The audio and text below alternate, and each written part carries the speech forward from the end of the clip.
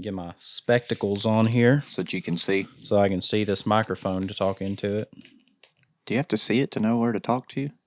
I don't know, but I can see it now. Oh, there you go. Problem solved. Welcome back. Good morning. Good morning, good afternoon, good evening. Wherever you are in life. Wherever you find yourself watching / listening to us Taiwan. talk. Ew, you think we got listeners in Taiwan? We'd have to check the analytics. I'd have to check some data. I hope we do. That'd be pretty wild. I don't know that they could understand our, not only English, but like our redneck You would be English. surprised. There is I know this is just a random factoid that Garrett knows. There is a massive country music following in some of the Asian countries. Really? They love country music. I could maybe kind of see that. So I think they could probably decipher some of our verbiage here.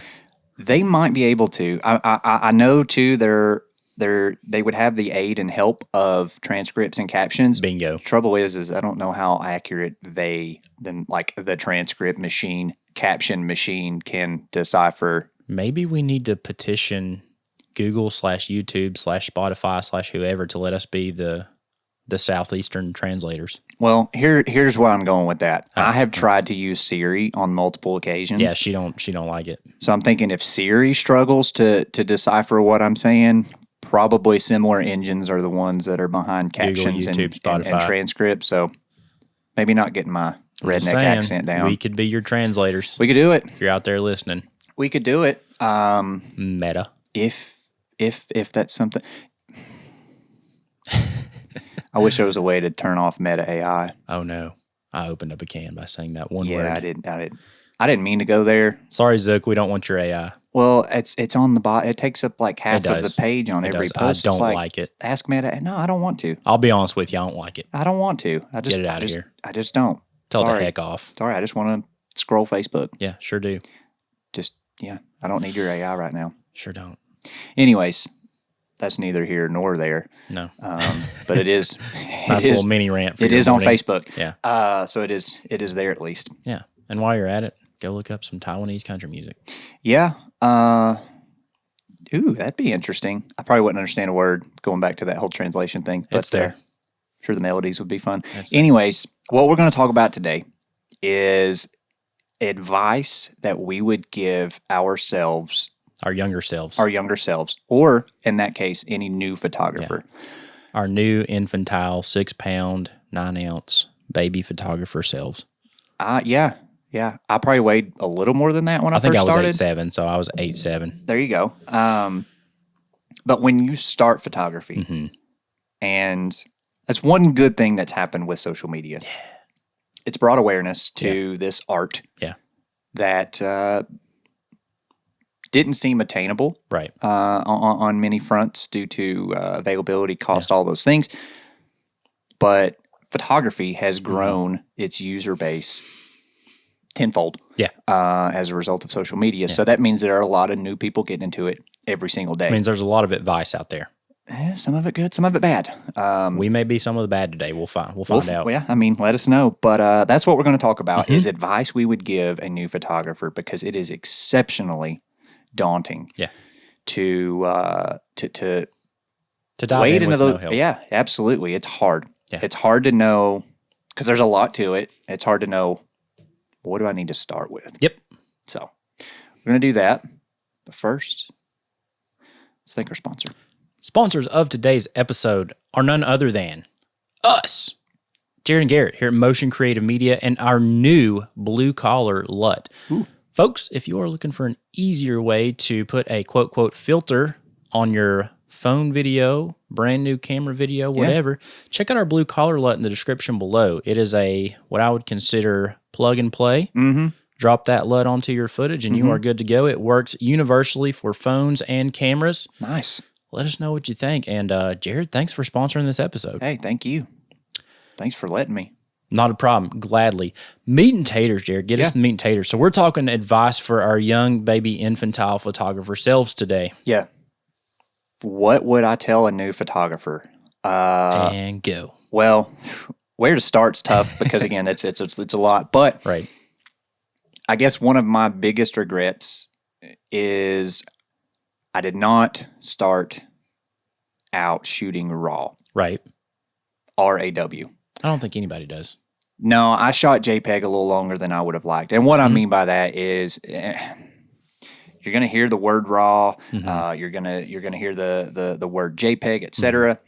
Just file structures. File structures.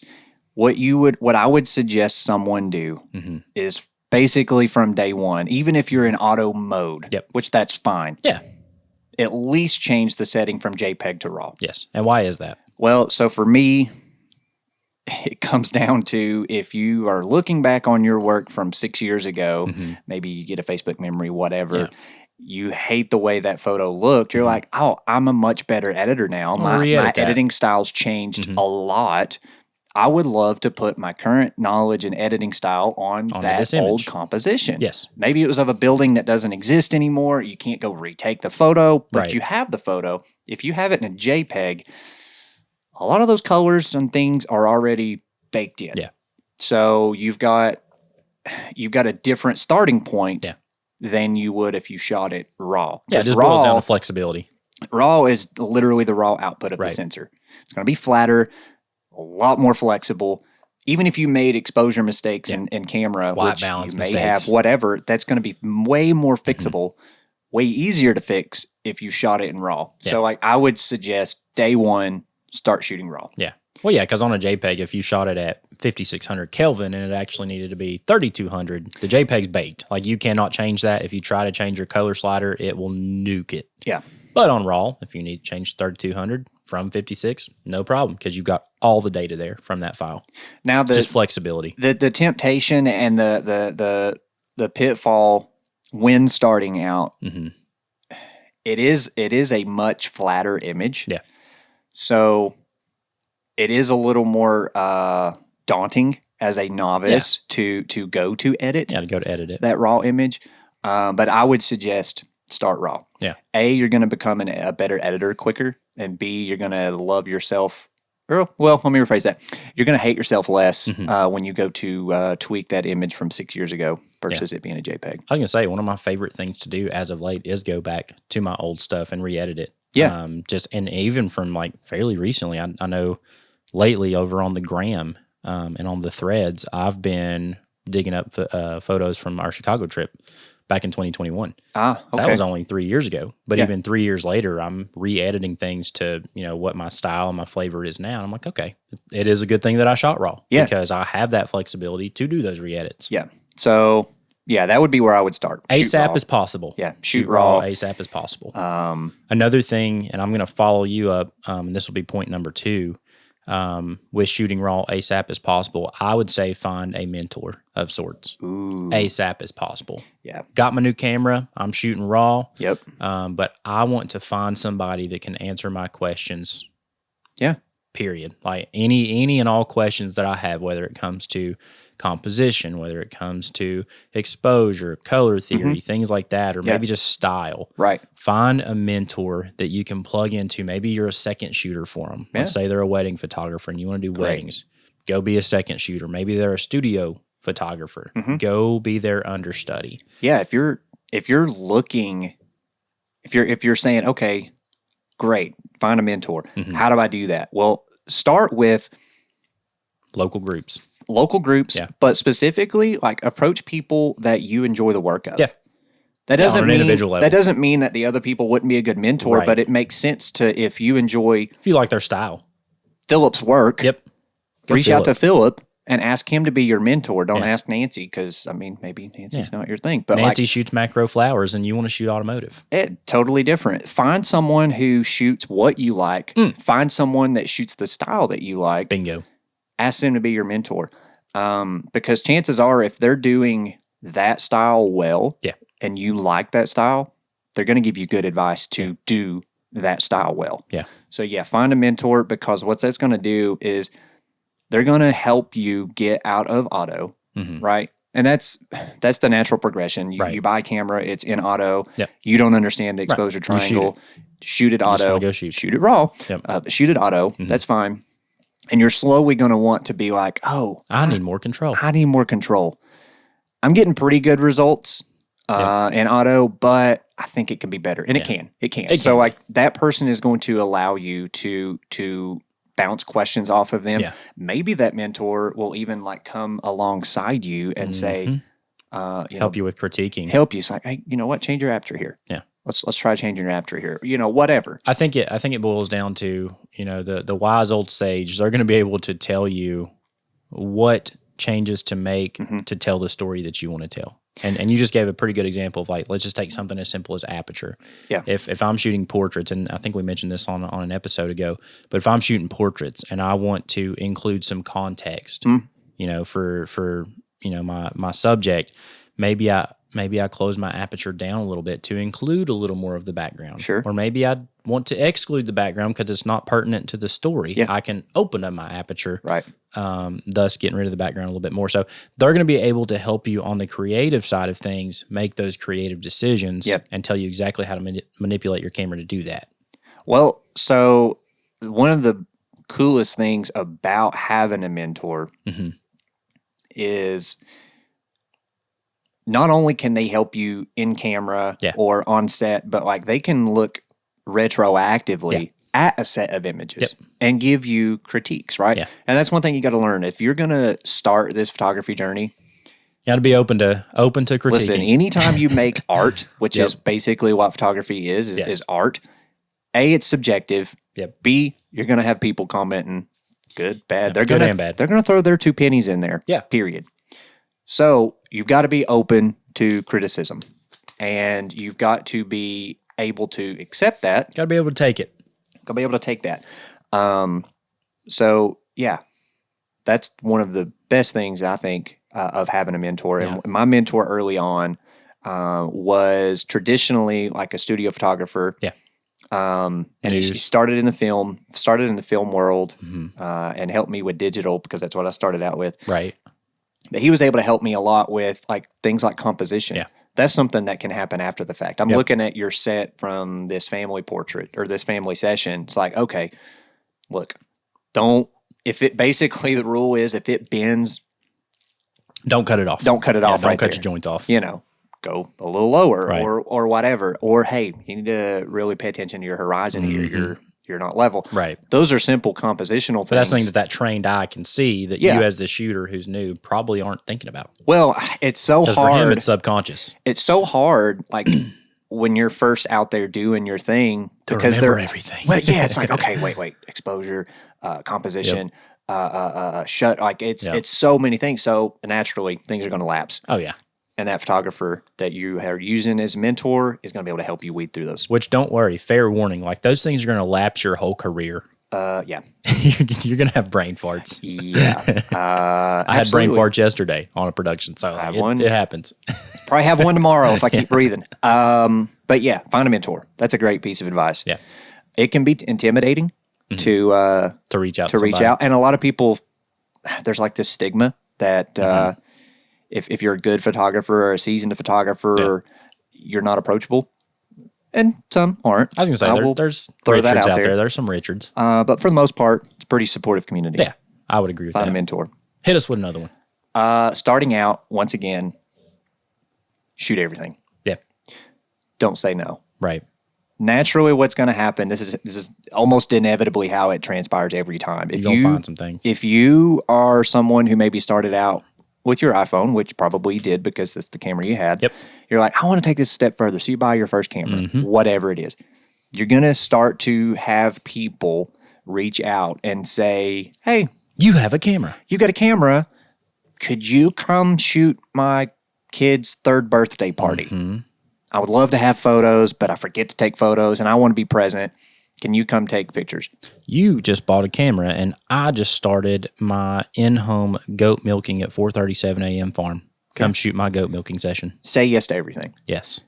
That's going to be controversial for a lot of people for whatever reason.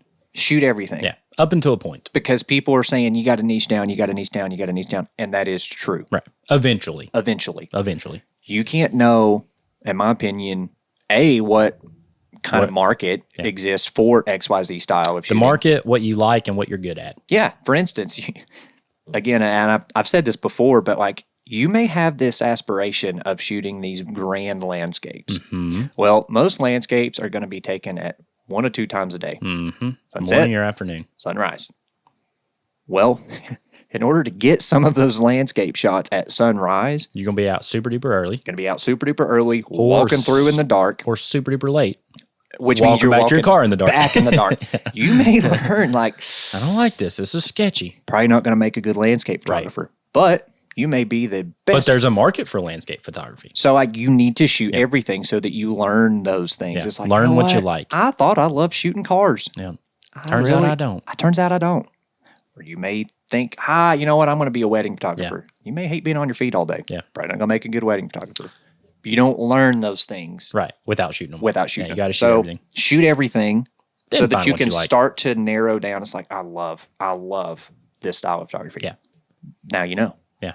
You know, and then at that point in time, if you do decide to take it from the hobbyist level to a professional level, I think as a hobbyist, shoot anything and everything. Like, it don't matter. It's whatever you like and whatever you see. But if you do decide to take it to a more professional level, that's when you can start honing in. Yeah.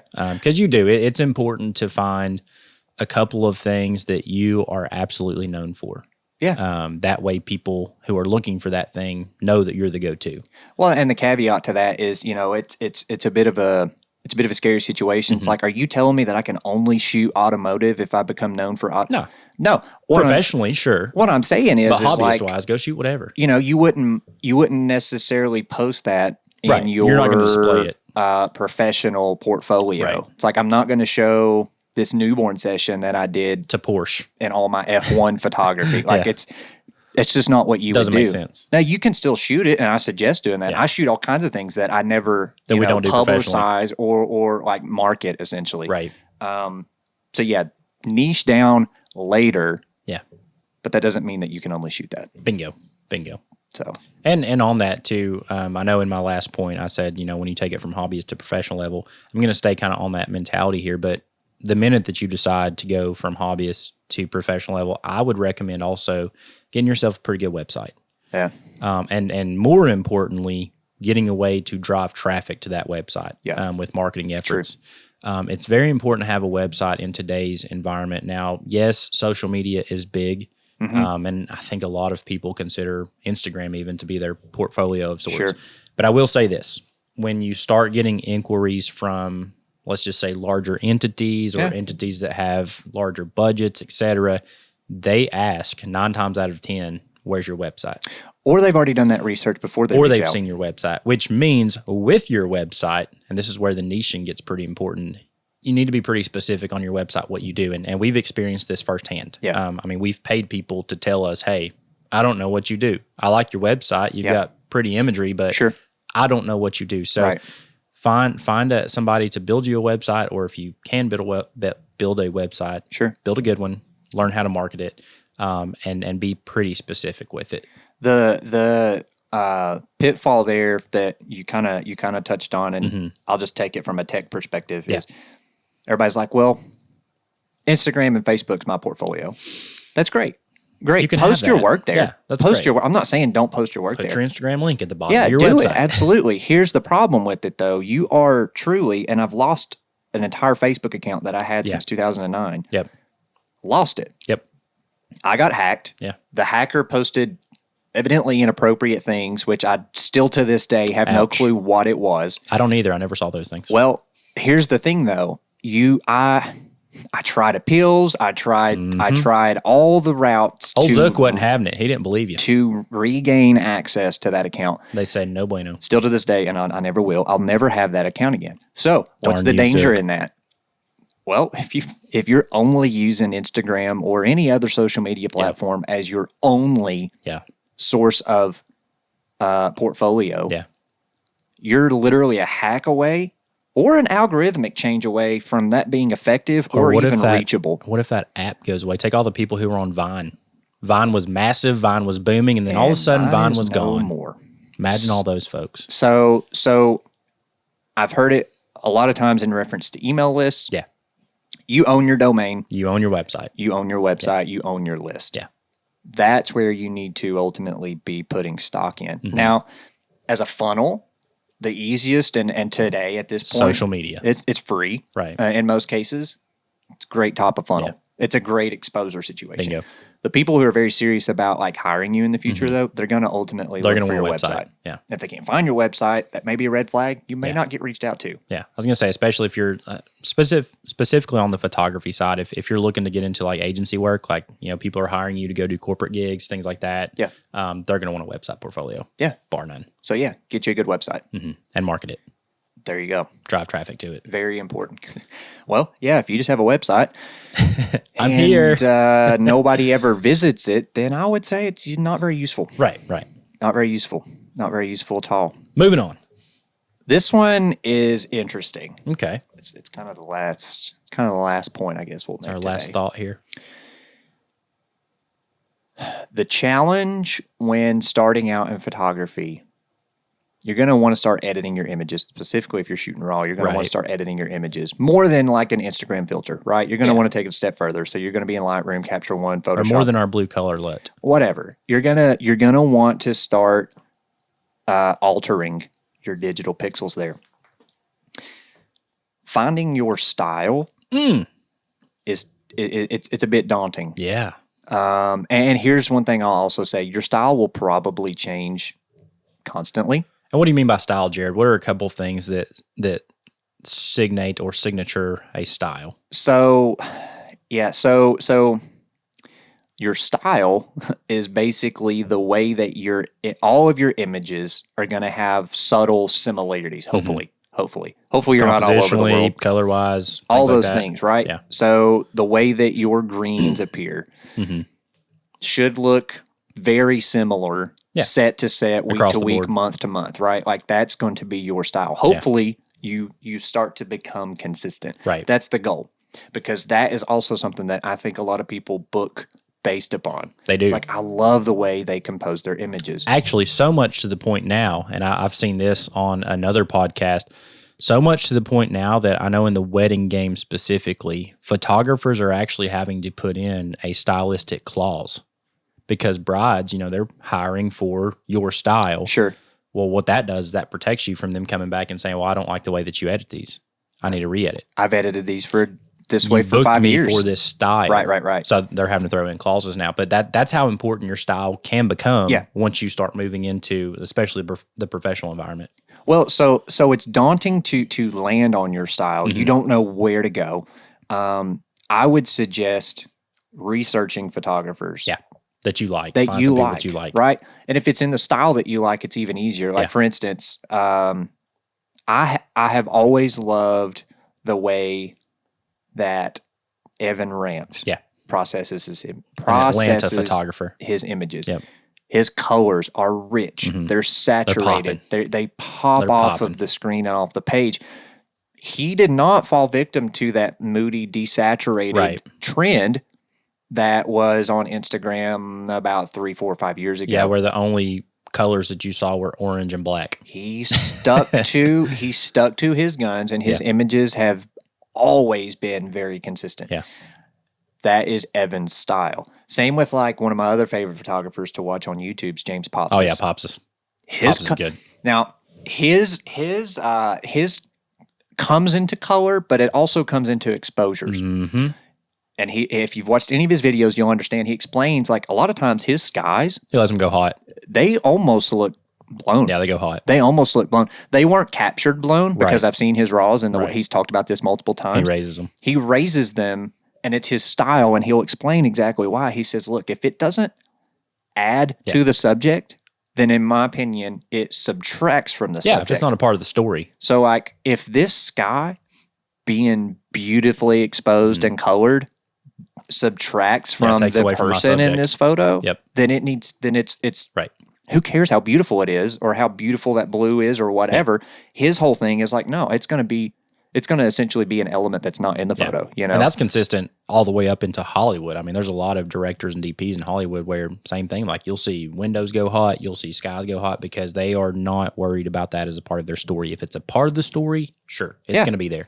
But if it's not there. But find your style. Find the way that you like to edit, compose, and process your images. Or somebody else, and then try to emulate that.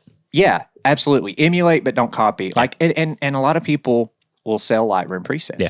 That's a great way to It's a good starting point. It's a good starting point. What you're going to need to quickly learn, though, is like if you bought this preset from, say, James Pops's, I don't even know if he sells presets, but let's say he did sell presets. Maybe he does. Let's say he sells presets.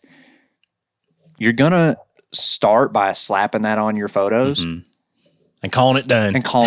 Because it's like, oh, this looks good. Yeah. But what you're going to want to learn to do, manipulate it, is understand how it's achieving the look that it is. And you're like, you know what? For where I live, this doesn't work. This color isn't. It's not. I don't live in Dubai. I don't live in Eastern Europe. That's another thing to caution. if you are constantly being fed work from, say, out in California, from photographers out there, or in the Utah or something like that, you need to understand they don't really have greens there. Right. They have all.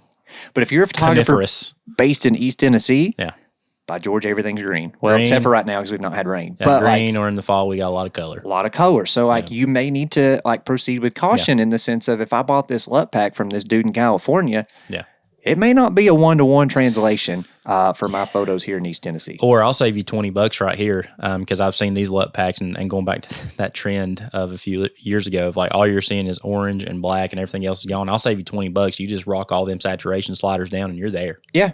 You're there for free. Anyways. But again, find 3, 4, 5 photographers that you enjoy the work of. And reverse math their style. Reverse math it. What you're going to learn is like, okay, why do I like James's editing style? Why do I like this guy's? Why do I like this, and this? You're going to slowly start to see similarities. It's like, oh, their skies are a little warmer, or, their colors are this, right? It's the way they do their greens, etc. You're going to start to learn those things. All those things just become the ingredients to your pie. Yeah. That's the way I like to look at it. If I like this guy's pie filling, I'm going to put his pie filling into my pie. If I like this guy's crust, I'm going to make his crust for my pie. The quicker you can land on your style, and the more consistent you can be, that's a big thing. And I look back at all my old work, and I look back at I currently see new photographers' work. Set to set, there's so much variation. Yeah. And I know that they're just trying to dial it in. Yeah. But the quicker that you can learn your style and be cohesive, the better. We've talked about trends before. Another word of caution: avoid trends, in my opinion. Now, if you like the way that a trend handles this certain color, that's something that you can maybe implement. Yeah. But trends are going to come and go. Bingo. Find something that's timeless. Find something that's where I always try to land, is something that's timeless. The last thing that I want is someone who paid me money to photograph whatever 10 years from now looks back and is like, ooh, I look like a Skittle. Wow. Why was well, sweetheart, that was the thing back then, right? Be something, try to be something timeless. That's something that I would try to caution you. Timeless and consistent. Timeless and consistent. Which this just popped into my head on consistency specifically, and obviously other photographers do this. We do this. But once you find, let's say a set that you really like, make yourself a preset. That way you're not editing from scratch every single time. Yeah. Make yourself a preset and let that be your starting point. Right. For whatever sets you've got coming down the pipeline. That's something that it helped me tremendously the minute that I started creating my own presets. Yeah. That gives you a base that is going to be consistent every single time. Yeah. And you can tweak it from there. Yeah, you can tweak it from there. Yep. But it's just a good starting point. And every set's going to be different based upon time of day. Yep. All the colors in the back, all those things. It's season. It's rarely going to be a complete drop and go. Yeah, it's never going to be a 1-for-1. A 1-for-1. Right. But you could at least have consistent starting points. Got your same base. Because again, if I look at say Bonnie's work, I know we talked about her a lot lately. Yep. Her images are consistent. Yes. Every single time. Color, composition, all of those things. And so that's important because it's important because if someone is looking at your work and they're wanting to give you their hard-earned dollars for photographs, they're going to want to basically have them, placed in as a variable. Well, they want your style to be represented from what they saw. I saw this set of images. I need you to substitute me essentially in that, because this is what I love. I want this on my wall. I want this for my memory. So yeah, the quicker you can land on your style and get it consistent, the better. Agreed. The better. It's also really important. This is kind of a bonus tip. I would also suggest look back at your work. Let some time transpire. That time variable varies, but like 6 months, 6 weeks, whatever. Look back at your work and give yourself honest criticism. Yeah. Give yourself an audit. Give yourself very honest criticism. You can give yourself grace if you want to, but this is your chance to improve, in my opinion, right? It's like, okay, what do I not like about the way that I did this set 6 months ago? Yeah. Or use your customer feedback. If you're sending out sets and you're getting people asking for re-edits, there may be something that either there's a communication issue and you've not communicated your style onto what they thought your style was. Yep. Or maybe there is some room for improvement. Yeah. Use feedback. Yeah, I can look back at send it to mentors. Have them give you feedback. I used to literally share catalogs, Lightroom catalogs with Steve Tucker. He was my mentor. And he would go through and he would pick through like 6 images that he wanted to offer advice on. Yep. And that was so helpful because he was able to say, maybe try doing this different here, compositionally or whatever. And I had it in my own work. I'm like, okay, yes, I could have done that. Why did I not do that? Let me catalog this, do this better the next time. Just give yourself an audit. Give yourself an audit. But be honest. That's the big thing. And if you can't be honest with yourself, send it to somebody. Somebody that will give you honest feedback. Somebody that will be honest with you. And by honest, I don't mean... Not mean, but not ugly. But right? like very objectively looking at your work. Yeah. Like, hey, it's a little soft here. Yep. A little soft here. I see you shot it at f1.4. Was that because somebody told you needed to shoot everything wide open? Maybe. You bought that 1.2 lens. By golly, you're going to use every single one of them aperture blades. Just, maybe. We're going to open them the heck maybe up. Stop that down a bit, Those things come with experience. When I first bought, the first lens I bought was the Nifty 50, 1.8. That sucker lived on 1.8. Still use it. Well, it lived on 1.8 aperture for a long time until I realized this isn't necessary. I was gonna say you do your first session where you've got like a family of 5 and dad's in focus and everyone who's like 2 inches behind him, they're just totally gone. Yeah, you learn those things. You're like, oh, I need a little more depth of field here. Just because this lens can do this doesn't mean I have to. Doesn't mean I should or should. There you go. So hopefully we'll kick that out. Again, hopefully this video falls into the good advice section because there's a lot of good and bad out there. These are just things that we've experienced that have helped us along the way and that we would feel or that we feel would help others. Yeah, there's no blanket. Right, there's no blanket beginner answer. photography advice or just photography advice, period. You'll hear people say niche down. Yeah, that's true. Eventually. That's not good. Well, in my opinion, that's not good advice to give a beginner. No. That's not good advice to give a beginner. That comes down the road once you work on style, interest, market, things like that. So this was geared to hopefully help a beginner. Help set a path forward for a beginner. 8 pound, 7 ounce, whatever weight you was. Baby photographer Garrett. Yeah. What would you tell yourself? That's what I tell myself. Jared, speaking of telling people things, there are some things that our audience can tell us. What are those? If they liked this. Yeah, or if they didn't. Or if they didn't like this. Again, going back to criticism, being able to take it all. We can take it. Yeah, I can take it. We can take it. I can take it. I'm pretty thick-skinned. I'm not going to hurt my feelings. I can also delete it if you're ugly. I'm free to let you say what you want to. I don't care. Public forum. Yeah, just leave us a review. If you have something that you would tell a beginner advice or a beginner photographer, put it in the comments below. Put it in the comments. I'd love to hear some feedback. Maybe something we missed. But I want some advice. What? Something I really struggled with starting out. Yeah. This was it. Give Garrett some advice. Yeah. I'm open to it. And Stars and Bars, we also enjoy feedback. Yeah. Any feedback. If you've liked this video, want to hear / see more like it in the future, consider subscribing. Also, maybe a beginner photographer. Shoot them a link. Yeah, send this over to them. This hopefully was helpful. I know it would have been helpful to have heard the things that we talked about today for myself. And we didn't get technical. No. We stayed away from like the triangle and all that. That's a whole nother discussion. Whole nuance, absolutely. But yeah, hopefully this was helpful. I think it will be. Jared, on that note, here's the hard part. We will see you in the next one. He did not make that hard. Y'all have a good one. See y'all.